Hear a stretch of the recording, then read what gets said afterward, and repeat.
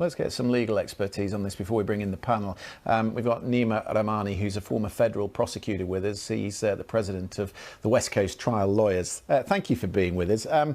When I listened to Jonathan Mitchell today, Trump's lawyer was clearly trying to steer the justices as far away from the events of January 6th as he could. Did he succeed?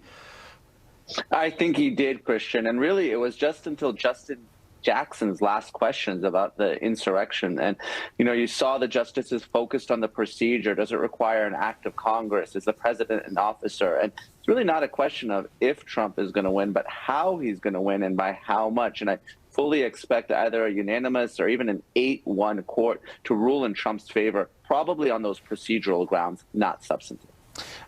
It's interesting that Donald Trump was not in court today. He was going back and forth on whether he should be there. And it's also interesting how much attention this case got on the American networks. How important, how unprecedented is what is unfolding in the Supreme Court right now? Well, it is really unprecedented. This law or this amendment hasn't been litigated like this since the Civil War. And I think Trump's lawyers did a good job keeping Trump outside of the courtroom. They knew they had the upper hand and they had many paths to victory. And Trump's presence there would probably just be a distraction and make a already politicized argument even more political. Is the court an impartial arbiter in this? Because, of course, we have someone in the court, in Justice Clarence Thomas, whose wife was actually involved in the affairs of January 6th. It's become very political, the court. I was just asking Gary how much of a challenge it is for the Chief Justice. Do you think they're on a hiding to nothing here, the court, in whatever decision they come to?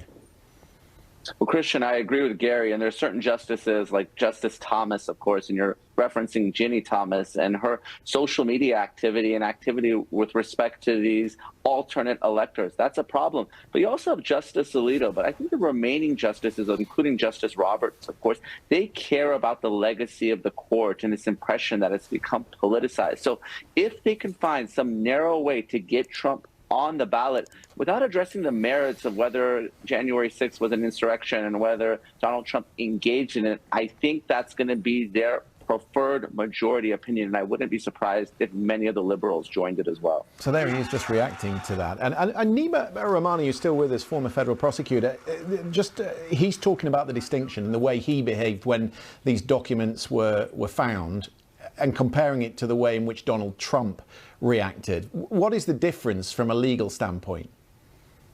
Well, the two legal differences are, of course, Trump is a current president and he can't be prosecuted. But it's really his cooperation with the National Archives. Let's not forget, Donald Trump was asked very politely for more than a year to return the documents. And the archive said that if he did not do so, he would be reported to the Department of Justice, which is exactly what happened. And of course, when the Department of Justice issued a subpoena, Donald Trump didn't fully comply with it, requiring the execution of a search warrant. So it's really the compliance with the law that satisfies that willfulness requirement for Donald Trump, but not so much for President Biden.